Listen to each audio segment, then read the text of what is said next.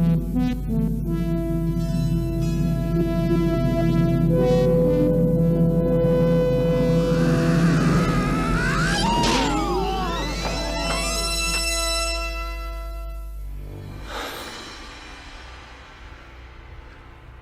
know Kung Fu.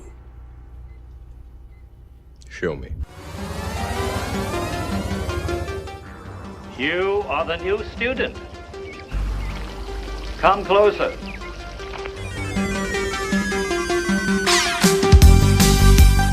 You're listening to the Kung Fu Podcast presented by James Still. I don't care if it's Muhammad, Imard, Bruce Lee. And Steve Newby. This is the original Five Fingers of Death right here.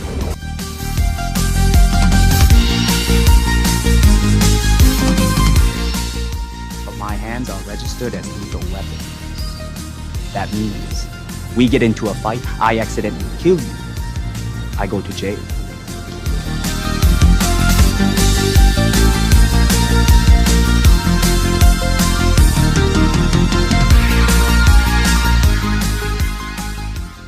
And coffee.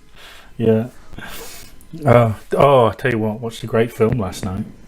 Yeah. Yeah, it's about this. It's about a kick-ass web designing Wing Chun guy. It was called IP Man.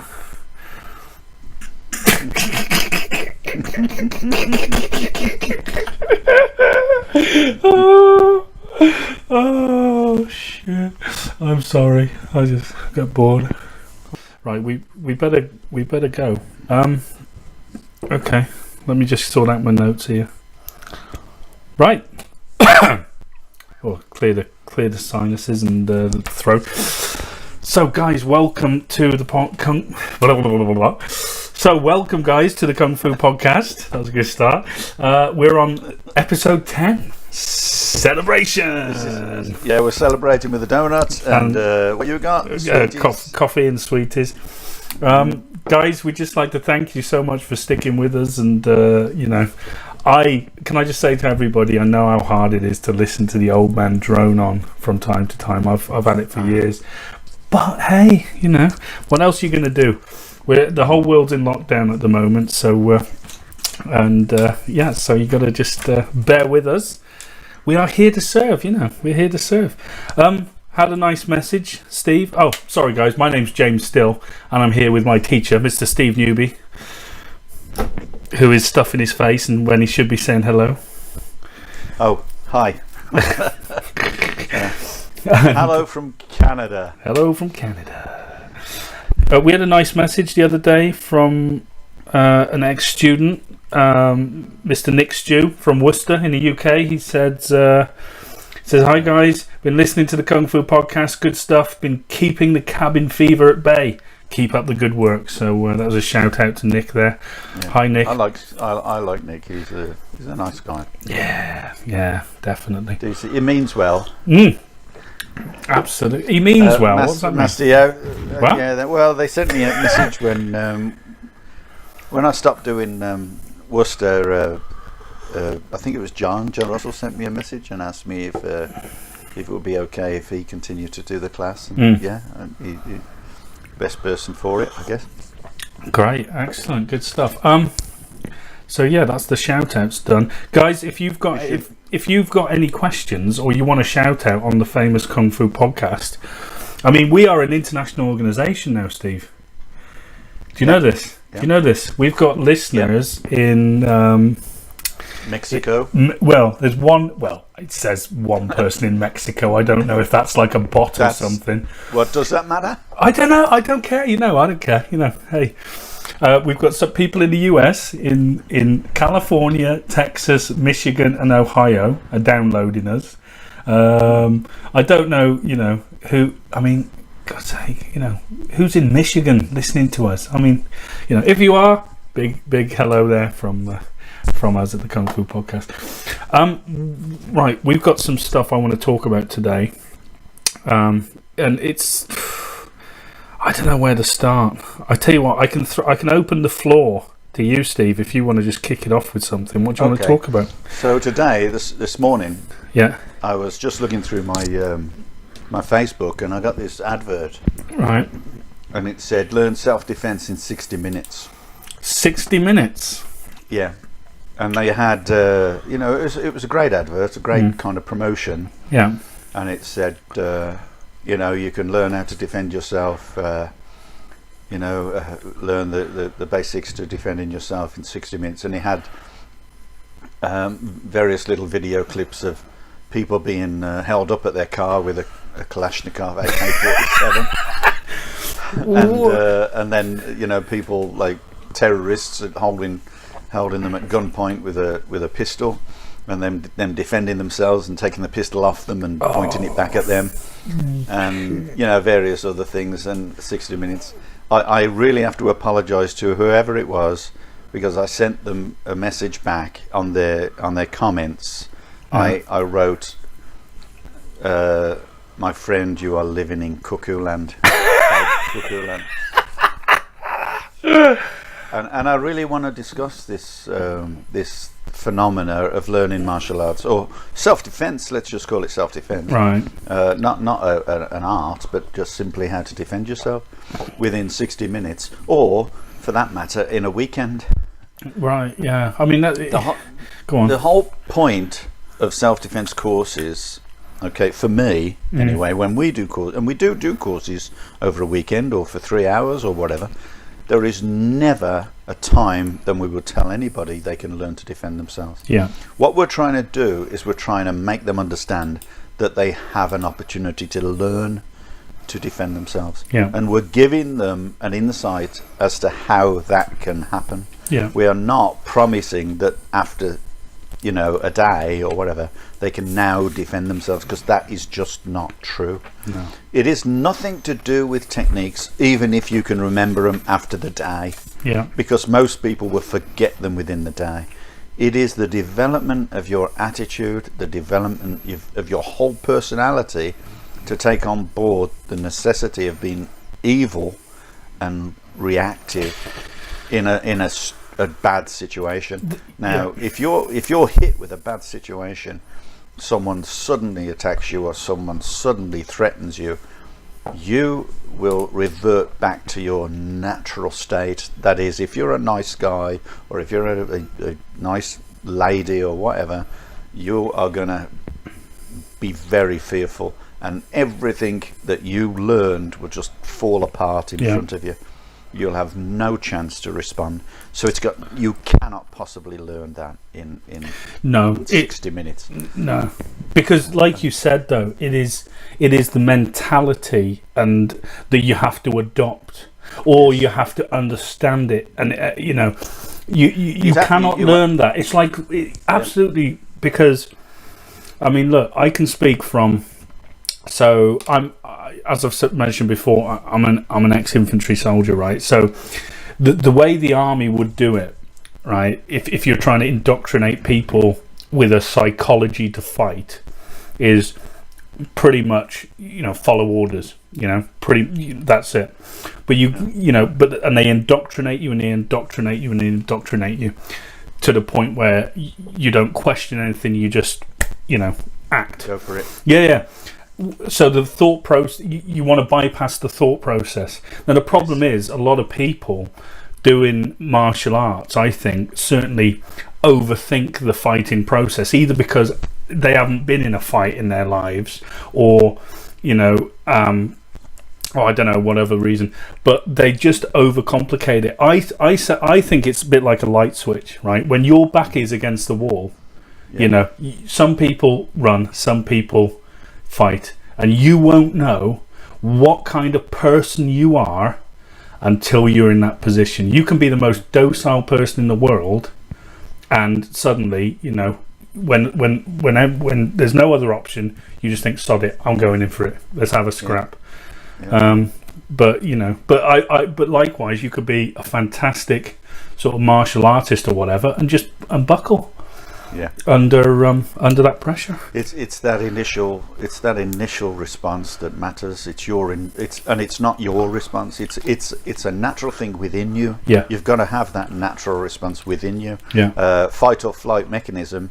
You know, you have a tendency to just turn around and say, you know what, and that's it, and you just go for it. But a lot of people, as you say, the first thing they're thinking about is, oh, what's going to happen? Yes. If I do anything, will I get into trouble?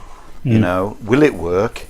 All these things are going through people's heads when if they've got the time to confront the situation in that instance, to actually think about those things. Maybe they'll be lucky enough that it will just happen in an instant and they'll respond. Yeah. You know, that's you know, well, not just luck. It takes a little training to do that. Luck takes a lot of training. Yeah, for it to happen. Do you think that the more you drill martial art, and I know we can, any martial art or whatever, the more you drill a physical movement, if you do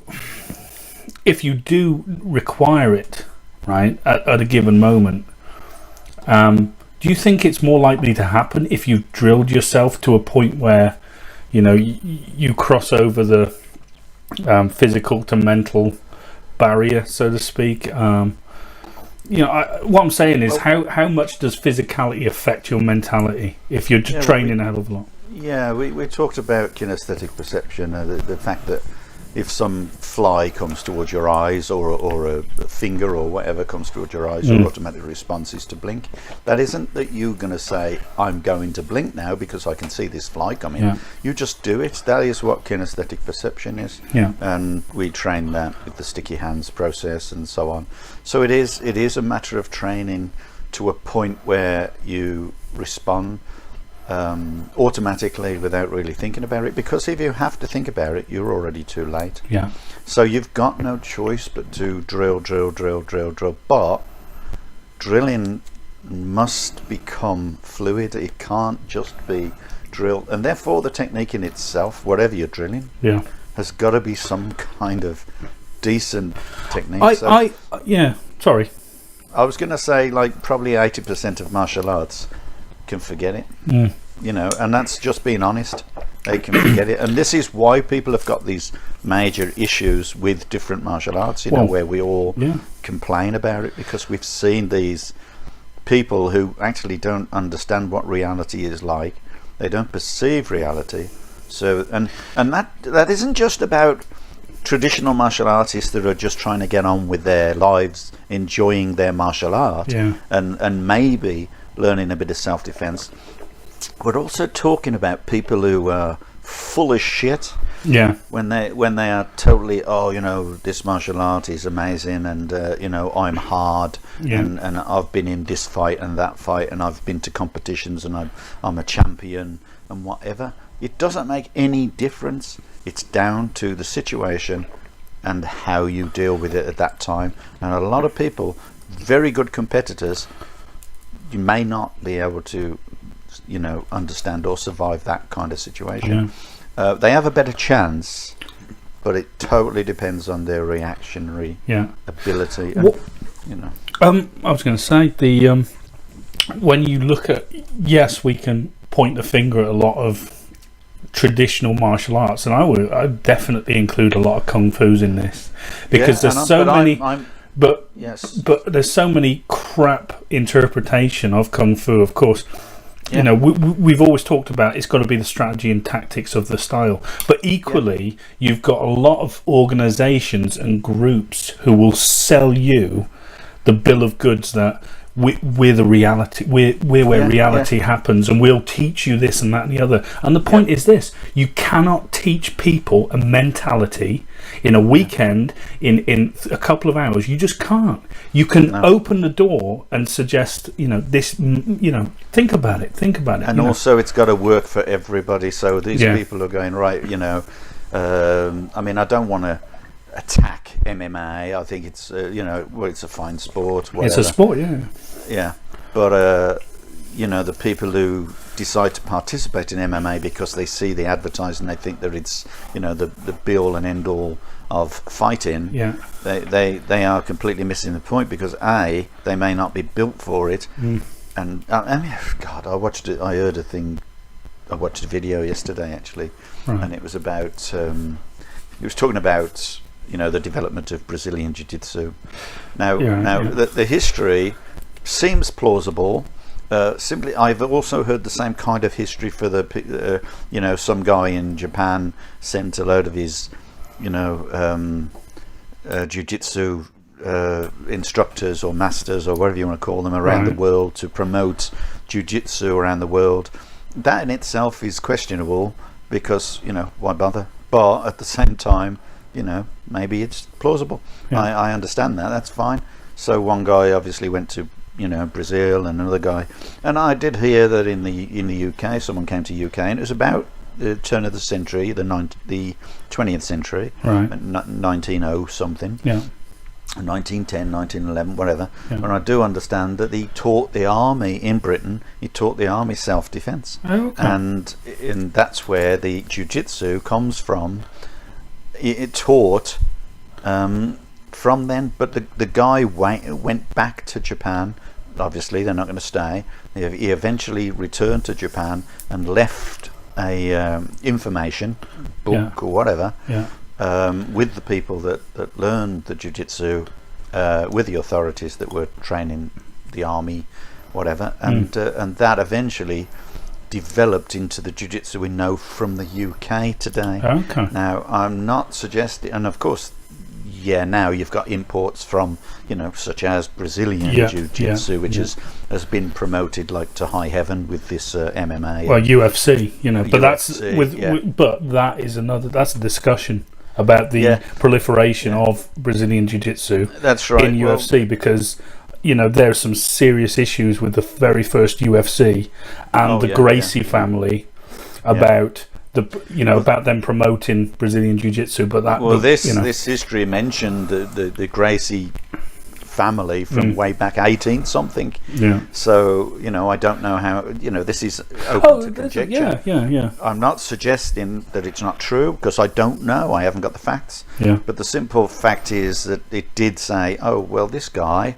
His brothers went on to do jiu-jitsu in the sense that we see it today, but this guy was a bit too weak. He was thin and weak and couldn't do what they did, so he designed his own way of training the jiu-jitsu. If you're thin and you're weak, good luck trying to grapple with people, because it's hard enough when you're smaller than the next guy. Having a skill like that's fantastic. But I would question whether that kind of activity is going to benefit you with that kind of stature. And I'm sure there are people that are good. I'm sure there are people that are trained hard to do that.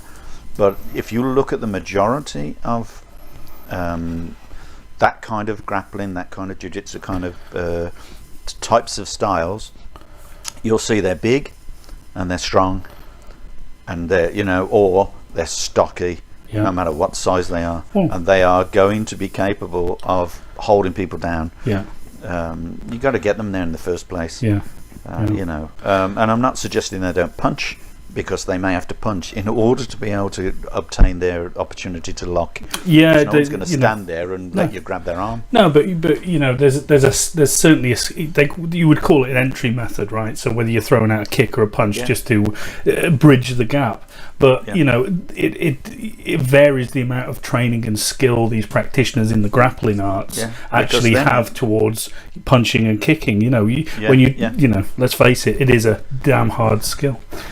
Because once you're in that zone, you are in no man's land. You are crossing no man's land, because once you've thrown that, if the other guy's skillful in punching, he's not going to let you grab him. He's going to do his damnedest. And we talked about this the other day. Most fights end up on the floor. Well, most fights start standing up. So if you can stand up and if you can move, it's going to be hard. But you find this, don't you, with the UFC and so on, where one year they're really it's circular. Yeah, they're It's pumping this. yeah. We like to throw people. Next thing, they'd like to punch people. Yeah, it is a circle. You see it like for a couple of years. It might be groundwork is the thing, and then some fighter will come along and he'll knock someone out from a standing start, and everybody will go, "Oh my god, it's about the standing fight." So everyone goes and trains up, and then you'll see that someone who's really good at groundwork might take this standing fighter down again, and it just repeats and repeats and repeats. It's funny. Incidentally, with that UFC, I don't know if I ever did. I tell you about the Bill Wallace video on YouTube? Because did I? So no, you did, but you can explain. Yeah, so Bill Wallace was the very first. Bill Superfoot Wallace, the one of the legendary middleweight undefeated kickboxing full contact champions in America. Fantastically funny bloke, brilliant. Really like his style. And they called him Superfoot because he only, fought sort of orthodox with his left leg for the most part. Yeah, he had a bad right leg. Yeah, that's right, because he did some judo earlier on in his career. But I really like him, and interesting bloke, great to watch. And anyway, he was the commentator on the very, very first UFC. And there's some videos of him presenting the commentary, and at one point he burps, and it's just hilarious. But he was saying that if you watch the oh, hang on, I got a burp now. I meant to mute that then. But anyway, Bill Wallace was saying, you could probably put a little foghorn on. Shall I put a foghorn on it? No, but Bill Wallace was saying on the very first UFC that he thinks that the Gracie family, because they essentially run it and had massive business dealings with it at the time, the whole UFC Ultimate Fighting Championship was set up to sort of promote Gracie Jiu-Jitsu. And what happened is, if you watch the very first fight in UFC 1, the very first fight, there's this big sumo wrestler dude fighting like this guy from the Netherlands who's doing kickboxing. Yeah, now the rule, was it Savat? I can't remember what it was. I'm not sure. He was a Savat practitioner, right? Which is basically a French form of kickboxing. Yeah, lots of kicks involved. Yeah, and basically the rules were, as Bill Wallace was told, he was saying, "Listen, we'll only stop a fight if the guy is knocked out, or injured, or unable to continue." Right. Mm-hmm. Anyway, so Bill Wallace was expecting, all this, bloody hell, basically. Anyway, the very first fight, this sumo guy, huge bloke, he rushes towards this Savat guy, and the Savat guy just dances around him, basically, and this sumo guy falls down into the corner on the side of the cage or whatever. And this Savat guy, just with a turning kick to the jaw, boots this sumo guy in the face. And this sumo guy's tooth went whizzing past Bill Wallace's face, he's like, oh my God. Anyway, this sumo guy, you watch him, he's compos mentis, is fine, he wants to continue. Right? He punches him as well. Yeah, he punches him as well, that's right. He goes in and punches him as well. Anyway, referee steps in, right, get up. Sumo guy's fine. Like, he could have continued. Like, you watch it, you see his face, he's all there. They stopped the fight, right? They stopped the fight. Now, Bill Wallace is thinking, and you'll have to find the video on YouTube to watch it. He's thinking, hang on, how come you just stopped the fight? You said this was, everything goes and whatnot, or you've got to fight until you're unable to continue. Now, the consensus is amongst a lot of people, and I'm not like a tinfoil hat conspiracy guy, but you imagine now that sumo wrestler got through to the next round of UFC. He has to fight Royce Gracie, who is a Brazilian Jiu-Jitsu practitioner, but he is of a lot smaller stature than this sumo guy. Now, if this sumo wrestler was fighting Royce Gracie, what do you think Royce Gracie could have done with a huge guy like that? Now, it's anybody's guess, but I would suggest very little in terms of, what you're going to do. Lock a massive fat bloke up on the floor, Do you know what I mean? Yep. So anyway, so that is a conspiracy, so and then obviously that Royce Gracie went on to win the very first UFC, thus cementing Brazilian Jiu-Jitsu in the... Because he managed to control the kicker. Pretty much, yeah. Mm-hmm. And it's an interesting theory on that, and I'm just like, yeah, well, just watch the very first fight and you'll see what I mean. Because why stop it? The guy could have continued, but interesting. Yeah. But, well, going back to self-defense, if you talk about self-defense with whatever style, in the end, self-defense is obviously a personal thing to everybody, particularly people who tend to be either weaker or smaller than the average person. They tend to think, well, wait a minute, I need self-defense more than this big tall guy. How many people, really, apart from the fact that the lunatics who think they're hard, are going to just pick on a huge muscular guy?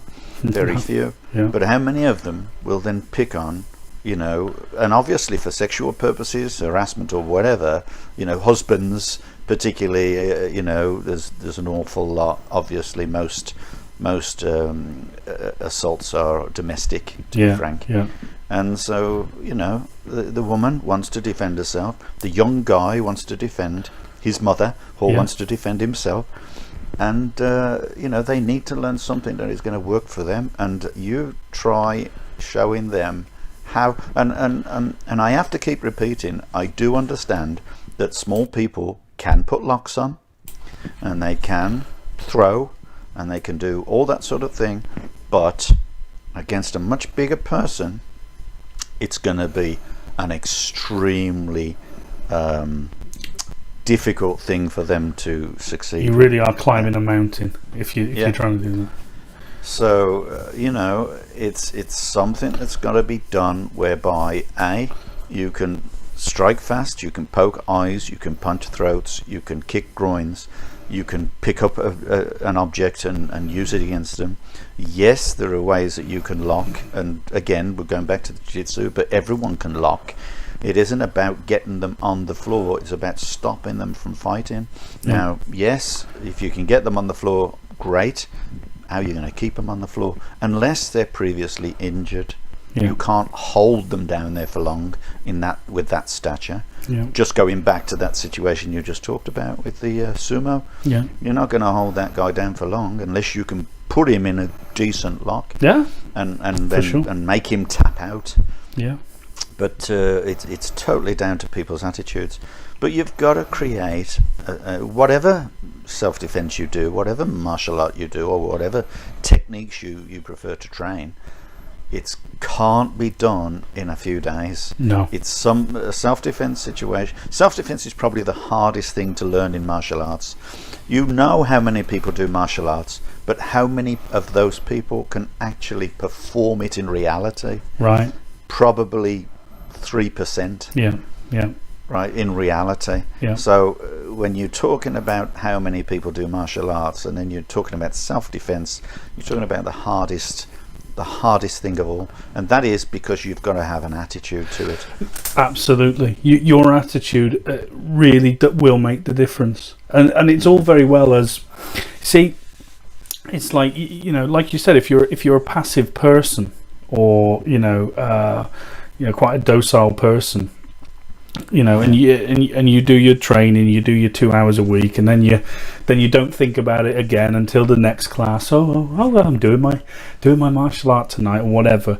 I'm afraid that in many ways doesn't lend itself to forming an attitude. You have to be, and it sounds odd to say. I mean, I've always considered like you have to verge on paranoia to a point if you want to be very aware. Okay, so but there's a point at which you can be too paranoid, if you know what I mean. But a lot of people have no sense of who's behind them in a supermarket, or whatever, you know what I mean? So a lot of people are just on, they might be walking around, but they are completely unaware really of themselves. I mean, it's things like if you're walking down the street and you see a group of lads, you know, who are, you know, taking up the entire pavement, what are you going to do? You know, would you cross the road? You know, maybe, you know, so it's just sort of preempting or thinking about possible scenarios that, you know, you can avoid. So yeah, you wouldn't cross the road in Canada because they'll just move for you and say sorry. Sorry. You get a much better class of mugger in Canada, right? Yeah. But, you know, it's if they don't like the stuff, they'll send it back by post. Yeah. Apologise. Oh no, but it's apologise for wasting my time. Yeah. But isn't it so funny? Like all these different organisations and whatnot, who we teach self-defense, you do this, that, and the other. They'll touch on the psychology of it, you know, and they'll use all the scientific terms, fight or flight, and you know this, that, and the other.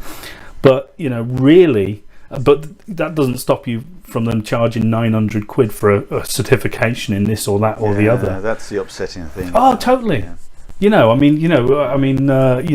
there was an organisation. You don't want me to say it, but I'm going to say it because they're gone now. It's called Fract in the UK, or it was called Fract. And the thing with Fract is it was one of these organisations where they marketed themselves on, you know, being the next true, you know, next best thing in martial arts. You know, we're going to combine all these different things and give you the tools to be able to defend yourself. And Fract at that time stood for flinch, response and combat tactics, right? So flinch, response. And the reason I bring up Fract is because one of their, what they would consider elite instructors, actually was a student of ours, wasn't he? You know, nice guy, and you know, he was a nice guy, but the problem was, yeah. Oh well, I think he's fine. All right, sorry, he's a nice guy, but he was on. I saw a video of him on YouTube, basically talking about traditional martial arts, and he was saying how traditional martial arts don't work in the modern world, this, that, and the other. Now, the issue I had with that is that's his perception of traditional martial arts, because he will only perceive the martial art as hard as he's trained it. So he then turns around with a you know, mate of his and creates this style called Fract, that, you know, is the answer to all your problems. You know, we're going to teach you about the psychology of combat, flinch response, and all the rest of it. You know, and oh, you don't want me to talk about it? No. You know, you're free to speak whatever you want. Oh no, I won't. You know, I was just going to comment on it, you know, because obviously he perceived, you know, martial arts how he perceived it. Well, that's what I said. Obviously, he's entitled to his opinion, and it's not as if, you know, if he's not entitled to ours, we're not entitled to ours, and we may as well shut up. But my problem with it is this: if you're going to call yourself an elite instructor in a system of, you know, new age self-defense, whereby you do charge £899 for a course in God knows what, you should know what you're talking about. And I'm sorry, if you're going to market your style on flinch response, we'll teach you how to combat the flinch, you know. And I go along there, and I did, and I fainted. We were sparring. I fainted to him with a punch, and next thing I hook kicked him in the head. A hook kick, right? So if you're marketing yourself on flinch response, how the hell are you susceptible to a hook kick in the head? Do you know what I mean? And it's like, wait a second. And funny enough, after I did that, they changed the name of their organisation. Instead of Flinch Response, because I showed him what a flinch was, instead of Flinch Response, it became Fight Response. And I'm like, you know, there you go. And you know, it just pisses me off. That's probably a better name. Probably a better name, because if you don't know how to deal with a friggin' feint, who are you to you know, charge people 900 quid to try and teach them how to deal with a flinch? It is, it's a business. I mean, obviously martial arts in general, not martial arts, but people who do some martial arts and then decide that they have devised some better way or faster way to learn, are always the ones that charge the most. Yeah. And it's such a shame, really, because you do get people who go, well, I haven't got the time to learn a martial art, because a lot of the time these people will go to a martial art, particularly a traditional martial art, and they'll be asked to do, press ups and sit ups and all sorts of stances and drills up and down the room, and they'll be going, how am I learning to fight with this? I can't learn to fight like this. And then of course they could go down the street and they'll see someone punching pads and talking about how you're going to poke someone straight in the eye and do all this, and of course they'll go, well, I want that because that's automatic. It's like something you can take, stick in a plastic bag and go home with, and that's you done. The only problem is it doesn't have the desired effect when something bad happens, and no one's suggesting that doing basics in a traditional martial art is going to do you any better whatsoever. It isn't.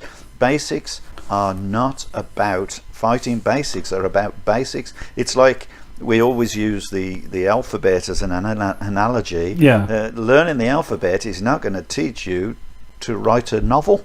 No. But it gives you the basics and the format and the rules by which everyone can understand and become novelists. If they want to, if they've got that skill. So it's all about learning basic skills and learning skills that will stay with you. And remember that if you learn something in the beginning, it's those first things, the fundamental principles, are the things that will carry you through, right the way through. And in the event of a situation, it's those things you'll fall back on automatically, because those are the things you will train forever, because you'll always have to train your basics. Which brings me to the point that always annoys me about when someone who's a black sash and then he gets his next black sash, and whatever his next black sash, calls himself a master or becomes a grandmaster, whatever, then and they really just leave then everything to the lower grades to teach the basics. I really don't believe in that. I really think that the most important person to teach the basics is the top guy.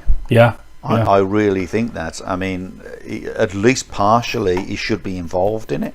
He should always be there for the beginners, because it's the beginners that he can't necessarily teach them detail after detail, because they're not going to learn it all. But he must be able to give them a reason they're learning those details. Whereas a lower grade may not be able to give them the reason and just tends to turn by rote, teach by rote, I should say. No, it's funny. Like you can speak about the basics and whatnot, and I absolutely agree with you. And the reason I agree with you is not because I'm your student or whatever, but because it happened to me, right? So I was in an altercation a couple of years ago, and the very first thing I did to this guy, right? I won't disclose any other details, but the very first thing I did was the first move of the first set, and I hit him in the throat, right? Now that is the first thing you learn, and it's hilarious when I think about that. So if we look at basics, for me, that was the living embodiment of what you've just said about how important basics are. I went whack like that, and I lived to tell the tale. And you know what I mean, like, so yes, it works. But here's the thing that a lot of people who do martial arts, or they don't understand, and a lot of people who don't do martial arts think they have an idea of, you don't think about what technique you're using. It doesn't even occur to you, because it just happens. You train and you drill until the technique, you don't choose it, it chooses you. And that is what a lot of people, I think, don't understand about martial arts, particularly traditional martial arts, where you've got a lot of movements. We're training all the time. I only want to do what works. How do you know what works?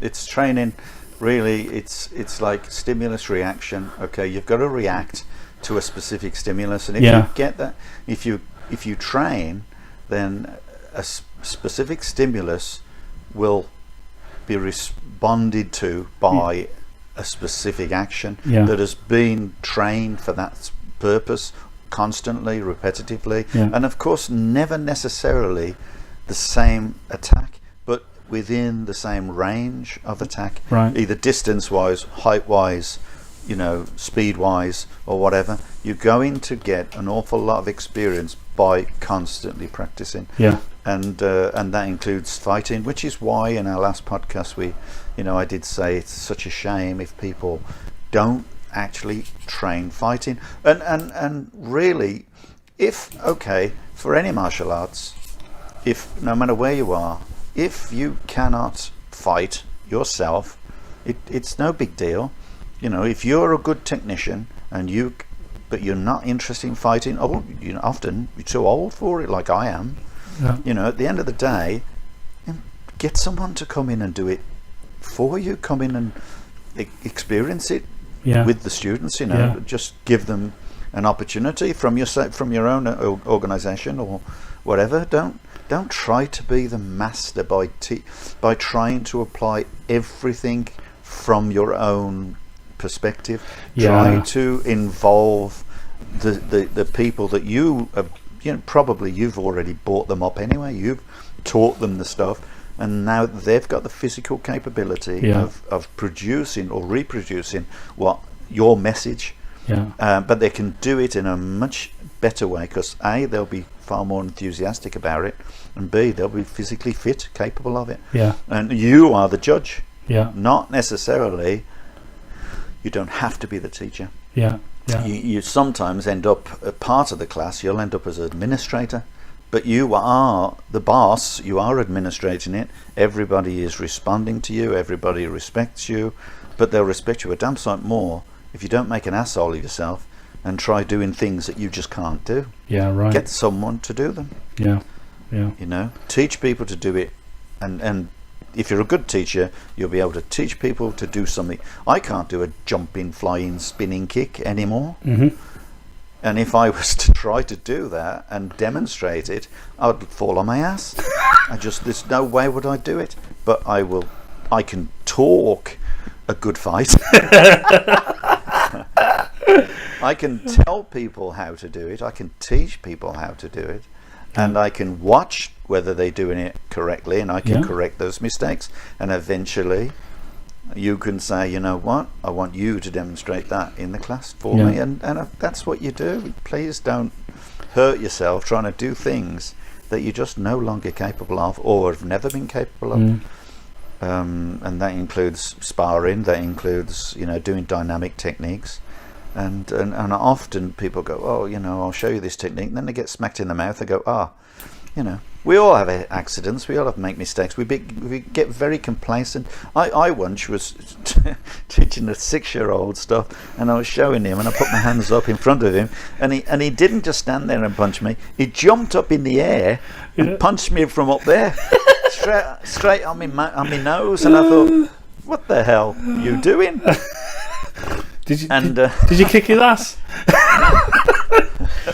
A 6-year-old. Oh, do you remember that time when we went to the school in Hereford to do a course for all the wayward kids? Oh yeah. And the teachers they got in contact with us. It was your headmaster, James. It was your headmaster. Yeah. They got in contact with us to teach these wayward kids in the school some Tai Chi, in the hope of calming them down. Well, we got there and we're like, there's no way you can teach these kids Tai Chi. Jesus, they were running amok. So in the end, I think we just got the gloves out and just started, sparring with them, and I just sweeping them all. Oh, it was hilarious. What happened basically was, they said to me, I want to teach these kids Tai Chi, and try to calm them down, as you say. And I stood there and I put my arms aside, both sticking my arms out, and I went, do this, and they went, no. and then I sort of proceeded to show them little locks and techniques, and basically I loved it because I was hurting them. And so they'd go, oh, do that again, so they wanted that. So I went to the headmaster and I says, look, what we need to do with these kids is kickboxing. We need to get them to do kickboxing. So the first class, I got them together and I went, bow, and they went, no. And I says, okay, if you behave this week, next week I'm going to bring the boxing gloves in and I'm going to let you fight me. And that's when we kicked shit out of it. And I tell you what, I've never seen such respectful kids. I've never seen a change in anyone. Because they just, like you say, they were throwing punches at us. We were just kicking the legs from under them. So funny. But the best bit was these teachers who knew what little shits they were. They were just stood by the wall with the biggest grins on their faces. The teacher, obviously for security and whatever, he stood by the door, just watching the class. And he just, after the first day, we were kicking the legs from under them, and they were on the floor, getting up, trying to hit you again, swinging their arms all over the place, just smacking them in the face with the gloves. With the gloves, we weren't doing it. No, we never hurt them, but. The look on that teacher's face, and when I went to the door, he went, "You're coming again next week. You're coming again, aren't you? You're coming again next week." And he couldn't get his hat on. He practically wet himself. He was so. Oh, we loved it. That's so funny. The teacher was. Oh, we loved it. That's so funny. But you know what? These guys were great. They were so respectful. They changed within weeks. Isn't it funny how the violence can change people? That's how people pertain it to be violence. It wasn't violence. No, it was violent. We would have hurt them. Yeah, but you understand the psychology of these kids, right? Yeah. Right. Yeah. Oh, if you're good, you can try and hurt us. And okay. It's the most natural thing in the world, James. Yeah, but you can't just discipline a child. But you can't just ask them. You can't just sort of tap someone on the shoulder and say, please, be respectful. Sometimes you have to hit them across the head. And it's just like I mean, I'm an old fogey, right? And 5 million years of slapping a kid round the ear hole for misbehaving turns into go into the naughty corner. and I can just imagine that happening. Do you know what I mean? That is just, it is so fast. Okay, look, your kid goes towards the fire. It's an open fire. He's going to pick up a hot coal. What do? You pull him away, say, no, that's naughty. And he'll do it again because he wants to know what it's like, right? There's no punishment there. He wants to know what it's like. Slap his hand. He won't do it again because now he knows what it's like. Yeah.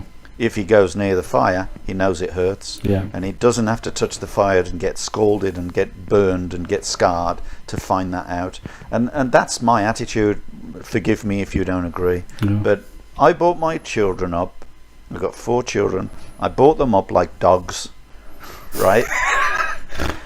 Now people will go, what the hell? I'll tell you how I did it.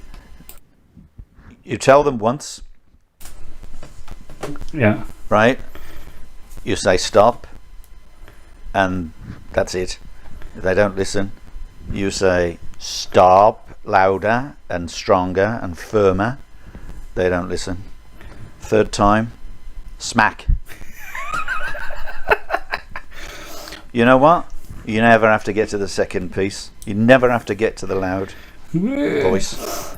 From then on, and I tell you something, my kids, from the age of 4, 5, I never touched them again, right? Yeah. A little spank, little slap on the legs, whatever, and I never touched them again. And we used to go to events. We used to go to the church because my wife and some of the kids were in the operatic society, whatever, and they did plays and stuff, and so they sang in front of the church and so on. And I tell you, I had an old colonel turn around in the pulpits, not the pulpit, wherever they're called, in the seats, and he turned around and he says, how do you get your children to behave like that? And I just lifted my palm up and he went, well done. Just like that. And we'd go to restaurants and they would sit on their own table, they would read the menu and they would order for themselves at 6 years old, right? And I even went to, when we went on holiday, we went to cafes, and the waiter would come round and give them tips. He'd give them 20 pence each. Oh my Lord! He says, "I don't believe how you could possibly, I've never seen kids like that." Yeah. And honestly, this is the truth. And I tell you what, they've been amazing. They have been amazing. I mean, now they're little shits. You know why? Because they're in their 20s. Yeah. Oh, we all go through it. By the time they're 27, I mean, my eldest daughter is 26. By the time they're 27, she already says, you know what?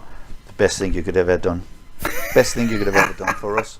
And they really appreciate it. You tell me they're scarred, and I'll punch you in the face. Because you are stupid.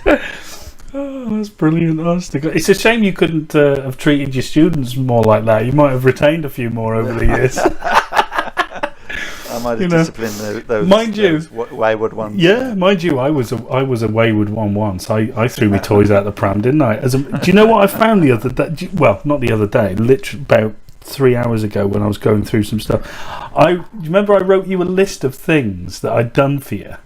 Yeah. That when you said come and have a chat with me, because I was pissed off at the time, and so I wrote down this list of things, and I thought I was reading it. I was thinking, shit.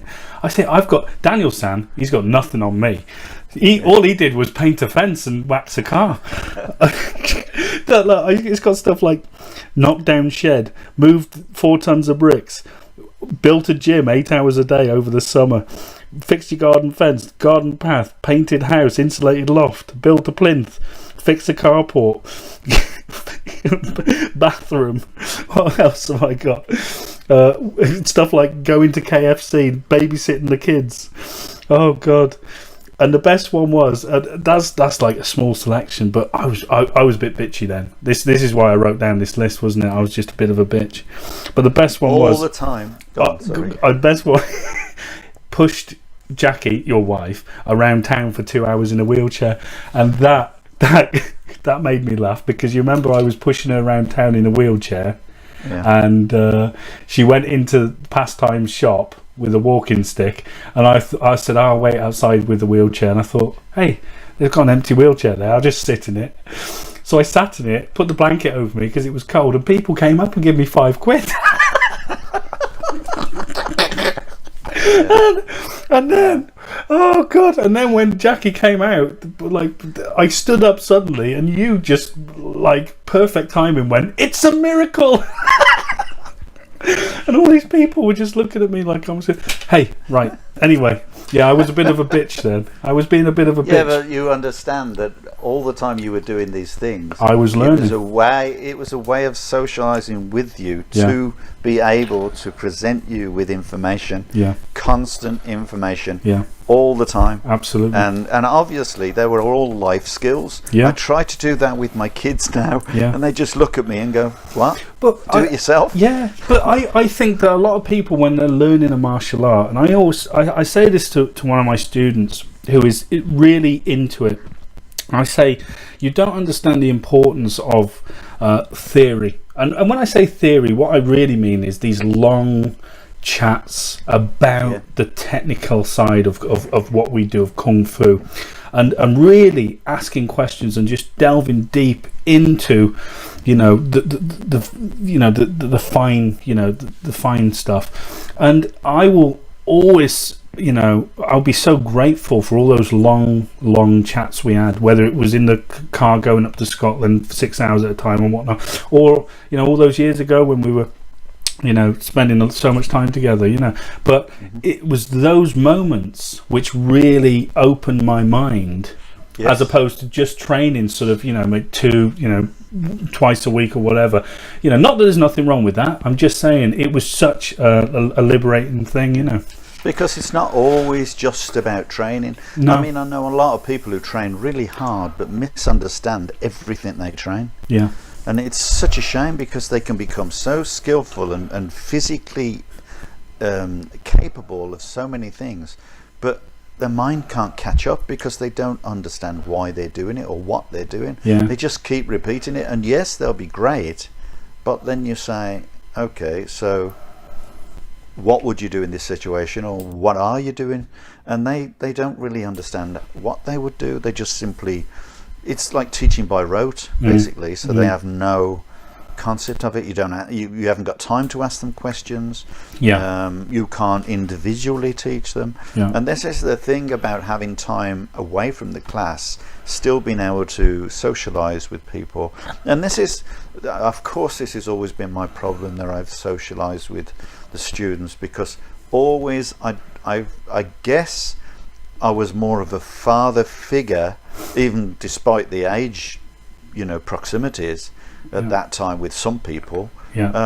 I always preferred to be a father figure and discuss the ins and outs of why they're doing it, what they're doing, how they're doing it, than just simply standing at the front of a class and making them do it. It's pointless, because you can see some people get it just bang straight away, and other people take a long time. So you got to know people. Yeah, right. You've got to know them, and if you don't know them, then how can you teach them? So, but I think that's such a atypical, when we look at, if we want to just talk about traditional Chinese kung fu training, and I use the term traditional Chinese kung fu training because back in the days, it was very much a family thing, wasn't it? Like with Master Yao and that, it was a family thing. You were surrounded by people you loved and people who wanted the best for you, but you were there to do a job. You were in a tight-knit group, and discipline, it was implied. You respect the master, the head, and they the want you to patriarch, succeed. and they do. But so they many don't just want your money. Yes, and so many organisations these days will sell you this bill of goods whereby you're important, you're a black belt, this, that, and the other. But really not care about your journey. They just want the money from you. Mm-hmm. They just sell you a black belt, great, and it's just very, very sad. Now well,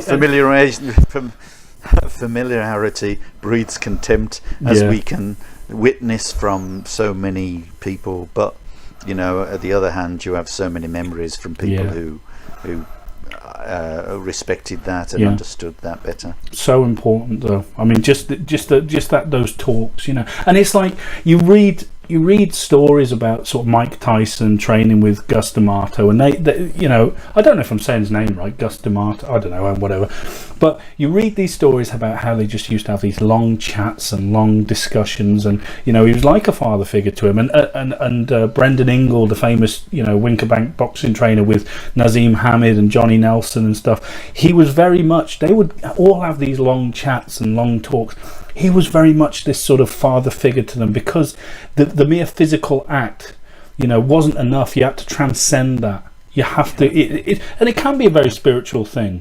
But some people overemphasize spirituality, and other people just think, lovely, I get what you're saying. I respect you. I will, we all have our moments. You're the boss, whatever. But it's like your father. Sometimes your father can be such a prat. Yeah. And you know it as you grow up. Yeah. You think, Christ, Dad, for God's sake, you're embarrassing me. And but it's still your dad. Yeah, you still love him. And it doesn't matter what happens. It doesn't matter how they do it. You deal with it, because you still have. It's about the respect of his position, and just the same as a teacher. It's the respect of their position, not their personality. Yeah. Some people can have, little idiosyncrasies that you hate. Yeah. But you've got to respect their position, and the knowledge they're giving you is not their personality. Yes. It's their personal knowledge. Yes. And it's a different thing altogether. Yeah. So don't judge people by their personality. Judge people by what they've given you, or what they want to give you. Absolutely, yeah. And in that sense, you've got a good relationship with a teacher, or a father for that matter. Yeah. So, but Christ's sake, some people, they just... they just want, they want and want. Oh, no, well, I'm better than you. I mean, how many people, I want to ask any instructor this, how many people in your car park have got a better car than you?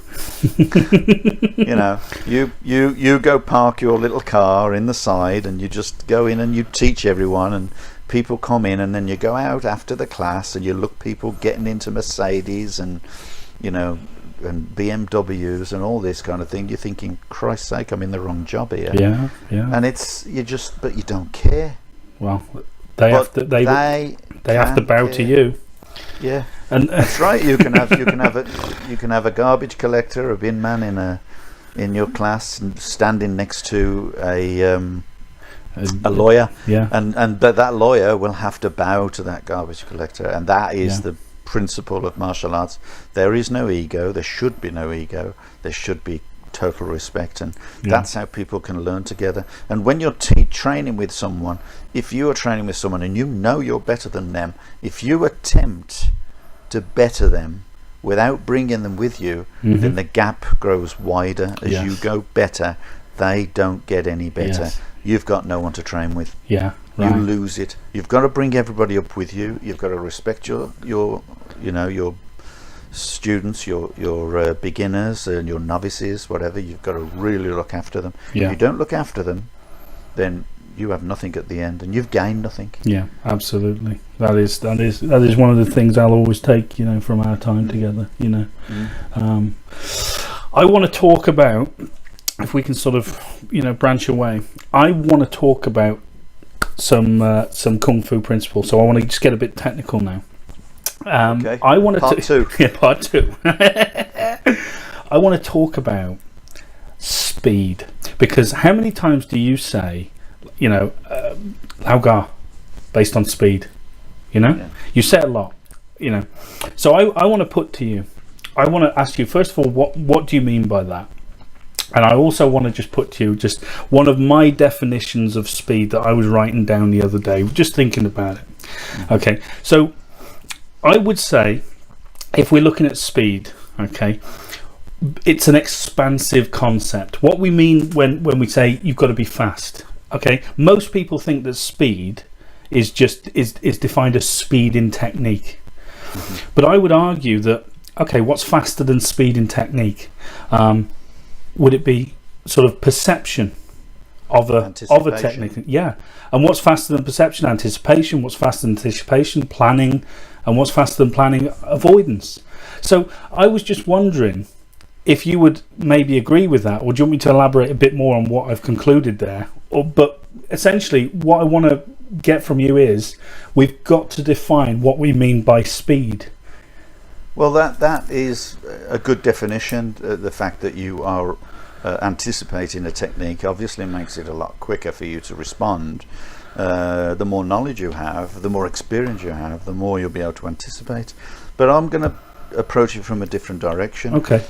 Because often people, think, well, how fast can I be? How fast do I have to be in order to beat this guy who is really fast? Yeah. So let's just put this kind of this kind of example, if you like.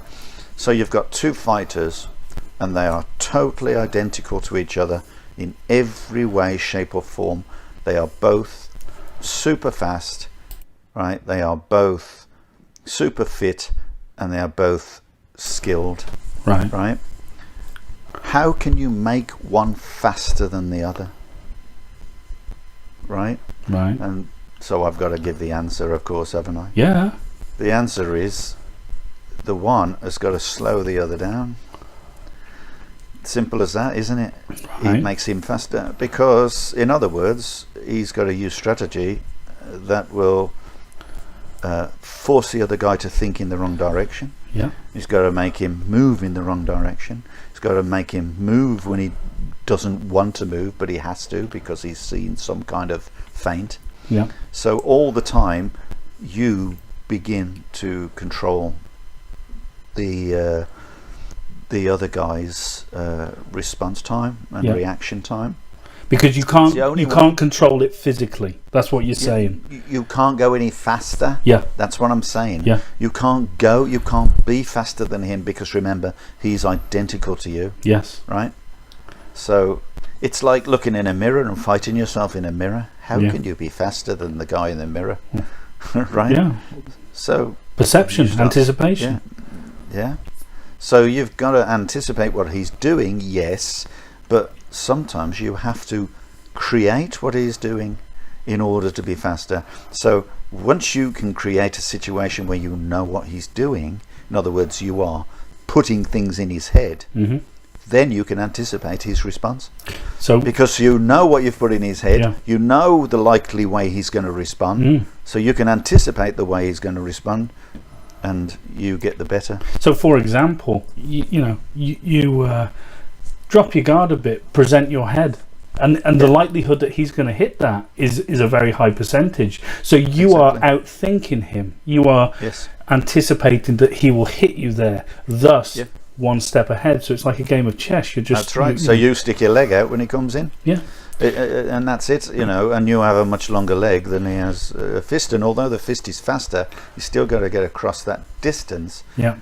in a situation where you already know he's doing it, so you can anticipate the fact that he's going to do it, and you can obviously react an awful lot quicker than that, or simply move and hit him, whatever. Yeah. It doesn't matter what you do. It doesn't. I'm not talking about response or techniques Yes. that can be used in response. I'm talking about the strategy and tactics you can use to slow a person down. So if you think someone is stronger than you and you think someone is faster than you, then you have to use your brain and your head in order to either slow them down or make them weaker. Yeah. Right? So your techniques are there to make them weaker. Your techniques are there to make them slower. That way you haven't got to be the fastest individual or the strongest individual. You have to be the brightest individual. Yeah. So, and that comes from experience. But what we're indirectly talking about now is your mental attitude, which we were sort of talking about before. Is that paranoia? Now, if we can look at paranoia, for example, all right, and I'm putting words in your mouth, but from my point of view, you can be paranoid to the point where you're walking down the street looking for threats and whatnot. Or if you're, say, training a sport, say, let's just use kickboxing for example. If you're training in sport, that paranoia can translate to I'm consciously aware of what his capability is, so I'm not going to give him any targets. I want to make him do techniques that without him realizing I'm making him do it. But that paranoia can also translate into a sports situation whereby you could be effectively planning how to beat your opponent beforehand, so you could be standing at the side of the mat watching what he does, what his responses are and whatnot. Yeah, well, we all know that boxers will watch video footage, and kickboxers will watch video footage for hours to see how their opponent fights. That's how that's what gives them a better chance of survival. Right. I mean, but you can't do that in a self-defense situation. No, you can't. So you've got to have the mental capacity to be able to understand the fight, understand what situation you're in, but not only the individual that's fighting you, but the environment you're fighting in. Yes. And that includes the light source, that includes the direction of light, that includes the ground, the ground levels and the ground makeup, whether it's gravel, whether it's grass, whether it's wet, whether it's dry, whether it's light, whether it's footwear dark. You've got on. Yeah, the kind of footwear you may have, and the kind of clothes you may be wearing. There are certain things that are going to really restrict you, and you didn't go out to fight that night. No, and you've got your best suit on. Yeah, right. With a big overcoat. You're not going to be able to do dynamic kicks. So good luck to you if that's all your style gives you, dynamic kicks. Yeah, it's like you were talking about the guy about the jeans the other day. Right. Yeah, and how he said, "Oh, how can I do these kicks? I wear jeans all the time." Well, don't bloody rely on kicks then. Yeah. So you've got to have a martial art, not a martial movement. Yeah, right. But this mentality. I mean, I sometimes. I mean, I would never profess to be an expert, not at all. But through my experience, and I would wager to bet a lot of people have the same sort of thing as me. But I can sort of look at someone's gait, as they're walking, and tell you if they're going to be, able to throw a punch.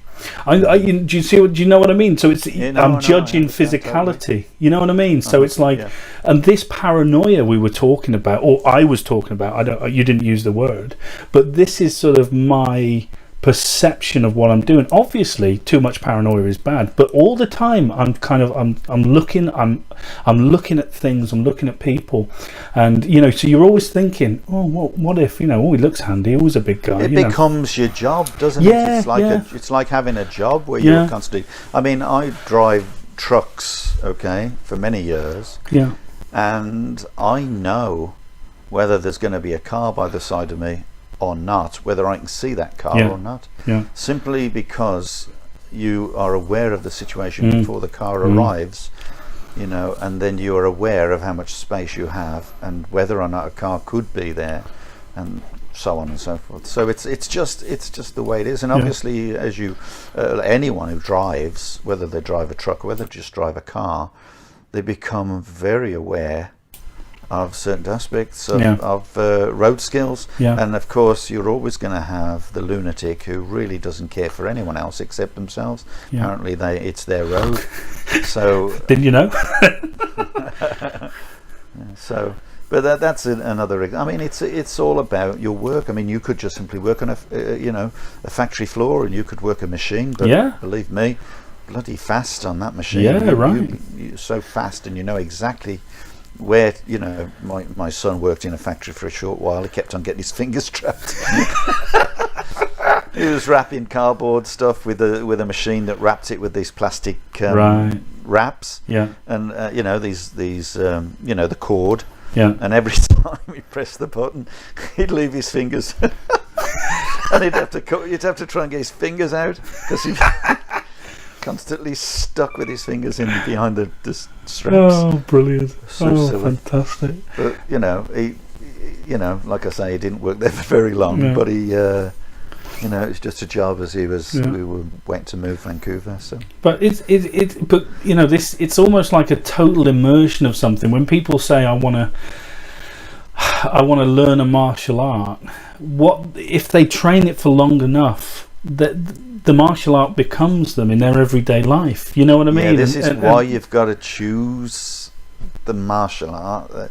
It's got to be a logical martial art, and unfortunately it's such a difficult thing for people to choose because they're never going to know whether it's right or wrong. But the logic would have it is just talk to the instructor, understand, read up on everything, and you're always going to get martial art books or whatever that favour one style or another. I mean, let's look at us. Absolutely. We totally favour traditional kung fu, if you like, but within that we have a peripheral vision which includes the ability to fight both technically and in self-defense and in contest, in competition. So for that reason we value what we know, right? It's a very difficult situation to get into where you join a martial art and then, we don't do competition, or,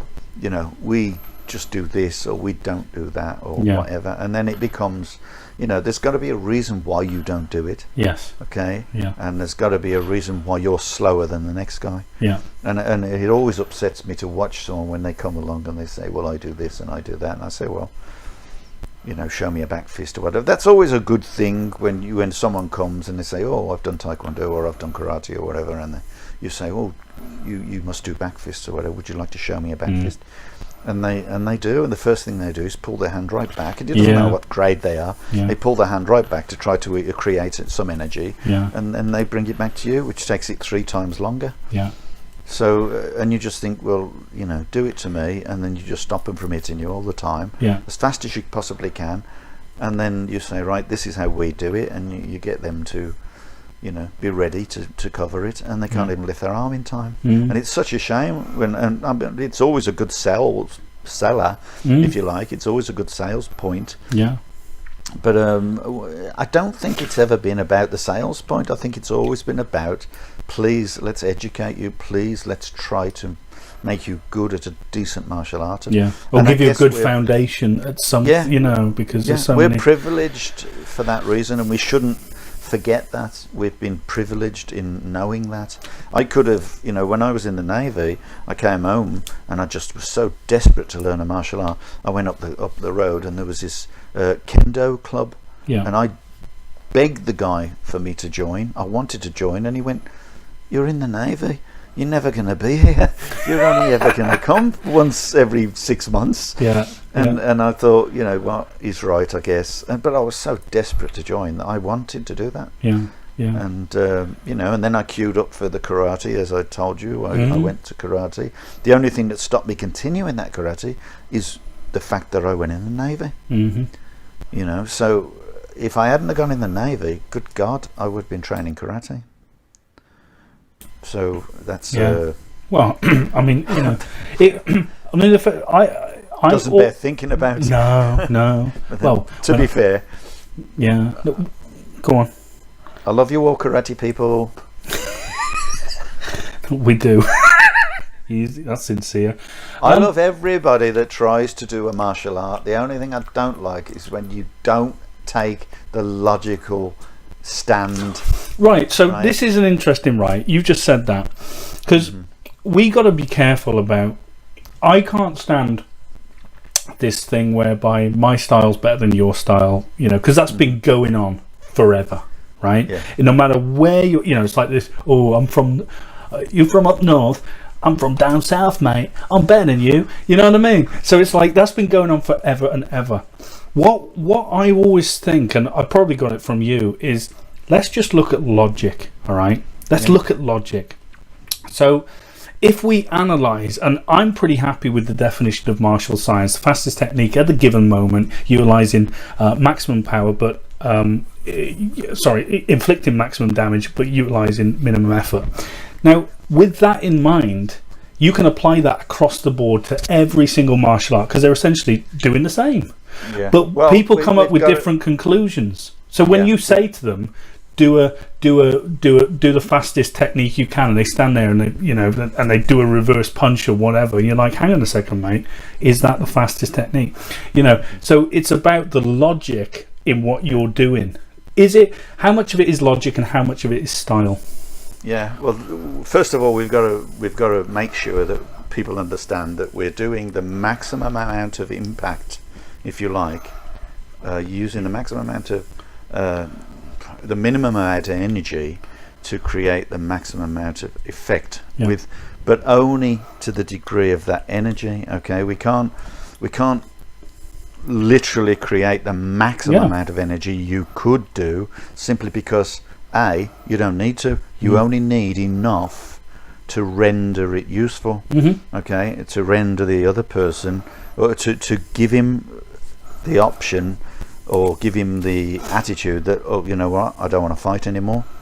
Now I'm starting to defend, or now I'm getting hurt, or it literally injures him, or harms him in some way.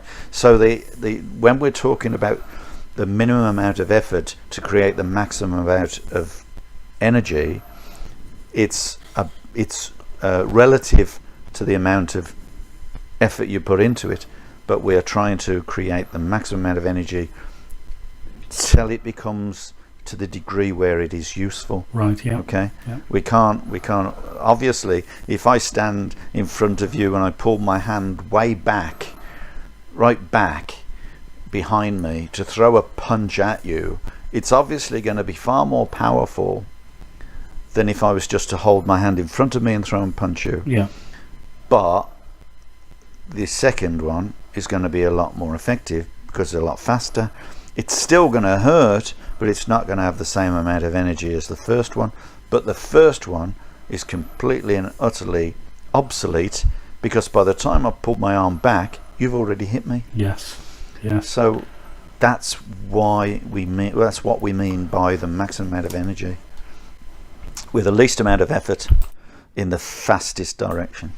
Yeah. Right, and but that should be logical with every martial art. But unfortunately, we know, and you know, and everyone knows, it's not. Yeah. But they will argue till they're blue in the face that theirs is the best martial art, ultimate style, and so on. Everyone will say it's the best style. Well, why? Why is it the best style? Yeah. What gives it that ability to defend itself against?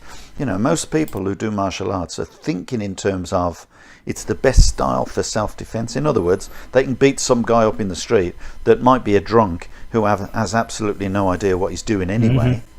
And so they can maybe get the the better of him, but that doesn't mean a thing. You mentioned the drunk. I always think that the most dangerous type of person to fight is the person who does not know how to fight. Yeah, because they're unpredictable. So you look at you've always used the example with me of fighting the drunk. Okay, so if you're fighting a drunk person and you start thinking, I'm going to feint him and trick him, that drunk person won't even see you feint. He's not going to respond. No. He's just going to swing his bloody arm and hope for anything. And if you're so dumb as to think that you're such a skillful fighter that he can't possibly hit me, well, guess what? There's a good chance he will. The unpredictability of people. Plus, he won't feel a lot of it. Anyway. No, he won't. No, so you better make sure you get him absolutely. down. Yeah, absolutely. I can absolutely agree with that. But it's but we've got to transcend in many ways the what's on the surface of martial arts. We've really got to look at, like we've always said, about the strategy, the tactics of what you're doing. No matter what you're doing, if you're listening from a different style, whatever, just ask questions, find an argument for and against everything you do, and and unfortunately, not a lot of people do that. No, they just take it as for granted that the person that's talking to them with the big black belt on knows what he's talking about, and it's often the case that they actually don't, and and it's even more often today that they've probably checked it up on YouTube before they've started to teach it. Wow, and they've, that's a good idea, let's do that. I mean, one of the worst things I hate about doing videos, and which we will tend to be doing more videos, is simply that the people who you really do not want to learn from you will learn from you. But if you don't do it, other people will learn from them. And that's even worse. So I'd rather accept that someone who has betrayed me or dislikes me or whatever has learned from me. I would much prefer that than for complete beginners get conned by those people. Absolutely. And so which is why I guess we're going to do a series of. I guess we're going to be dumb bitches, aren't we? But there's a lot of false people out there claiming to do what they blatantly can't do. I mean, we've got to address this. All we can do is criticize their technique. Can't necessarily criticize their character. Yes, I have no intention of undermining people's desire to learn martial arts or their desire to train or to teach even. What I do want to do is correct the people who are viewing those videos, give them the opportunity to view them with the experience we will be able to provide for them when they're watching those videos. And we're going to do that with, there's a lot of bad Lau Gar videos out there. And I mean, loads. Well, we'll start with the Lau Gar. We'll start with the Lau Gar because it's only fair. And I'm hoping that the people will, and the thing is, you see, if people have got teachers, they can be corrected. Yes. And that's that. I mean, given the fact that, yes, I'm in a situation where I'm in a completely different country. But I'm also in a situation where I understand and have developed to a point now where it isn't so necessary. I mean, I love the idea of learning. I love the idea of taking on more information, and I will always be able to take on more information. But a lot of that is because it's processed. It's already processed. So I have a recipe, and I don't really need to learn new forms in order to improvise and develop that recipe. The recipe is there. And remember that 12 years of training should be enough to learn a style, okay?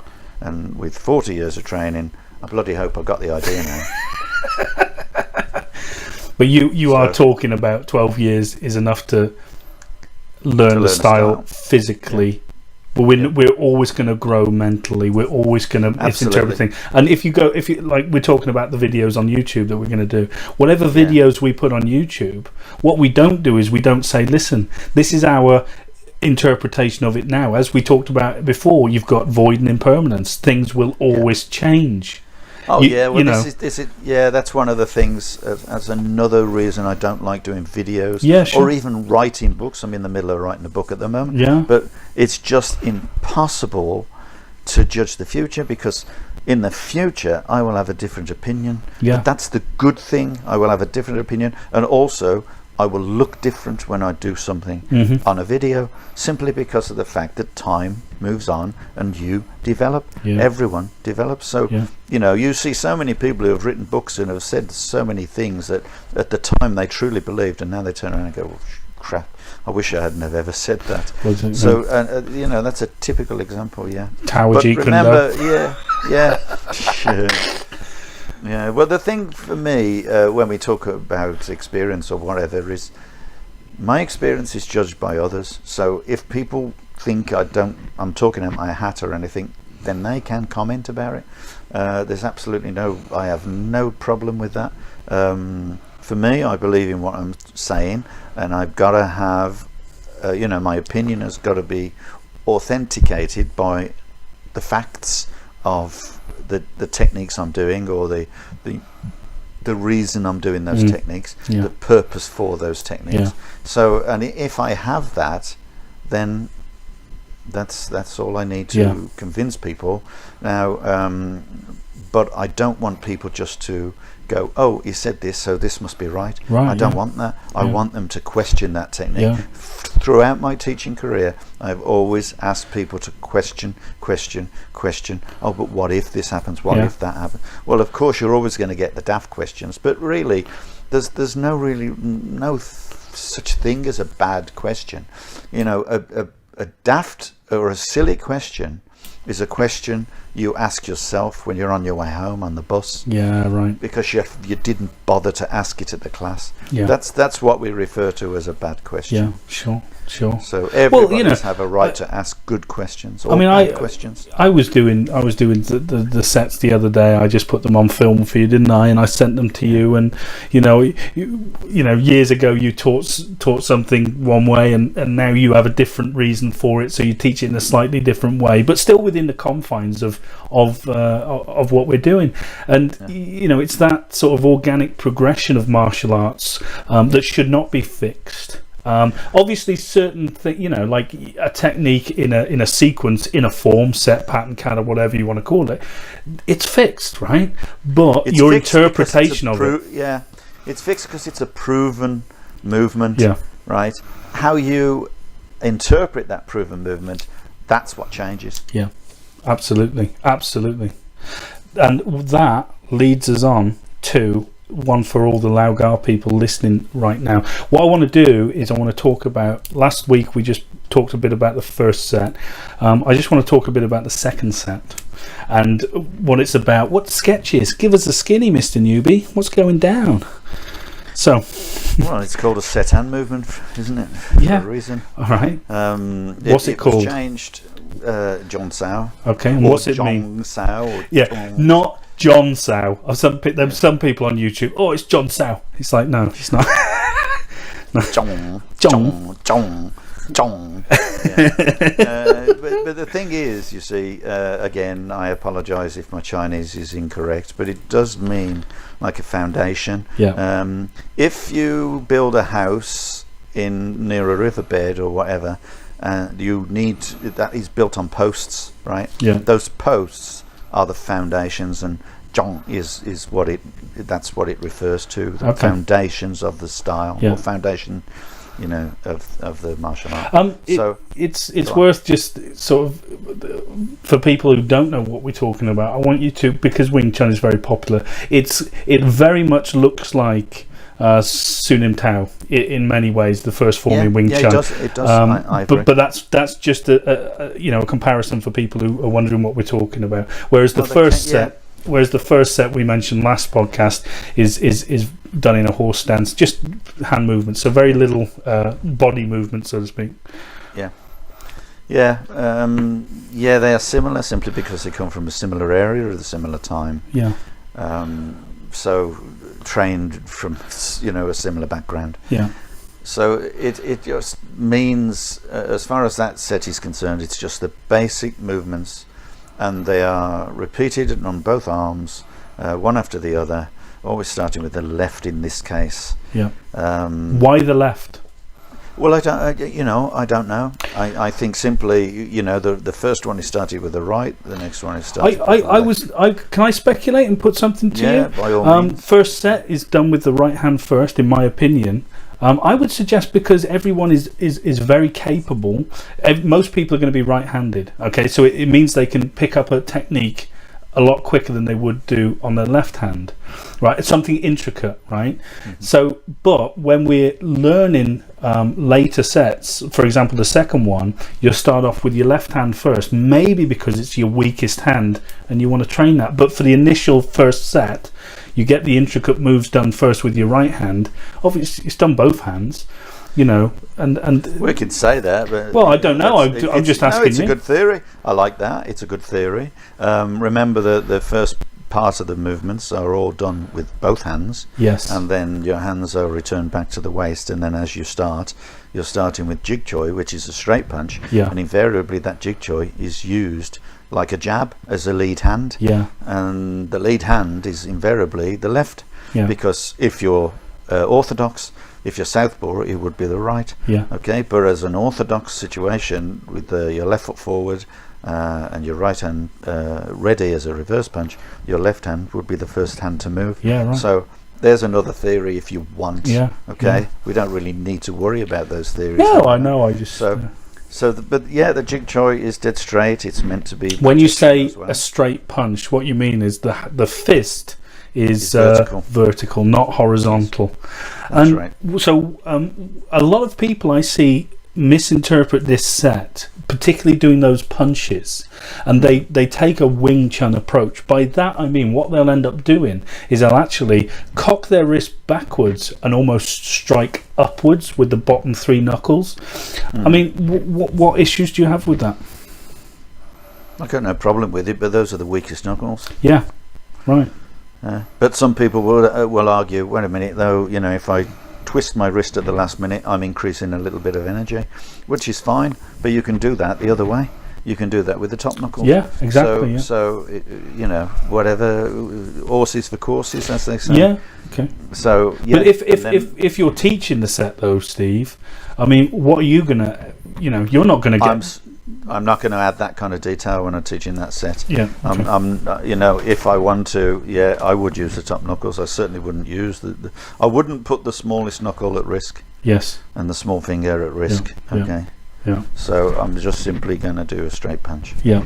And then of course when you open them, your smallest finger is furthest away as you open it. So you're just basically opening or rotating it around. And what are all these rotations for and about? What? Oh, it's really important to practice rotation. Rotation is, whenever I'm teaching, most people hear me say rotation 1,000 times in an evening. Rotation is so important. Rotation can't be denied or obstructed. Okay, in the sense that if someone grabs you and you rotate your hand, whether it's in the line or whether it's as a circle, okay, depending on how much leverage you got or freedom you've got in doing it, they can't block it. When I say block, I mean they can't check it, they can't stop it, they can't hold it, because as the movement turns, the whole environment changes, the way that the hand moves changes, so that they can't put the correct muscles to hold that position, because the position changes in every point of the turn. It's like the face of a clock. The 1 o'clock is going to be totally different perception to 2 o'clock, to 3 o'clock, to 4 o'clock. So if someone's holding it, then they're trying to pull against you at the 1 o'clock position, but you're moving to 2 o'clock position. Now they've got to try to change their position again.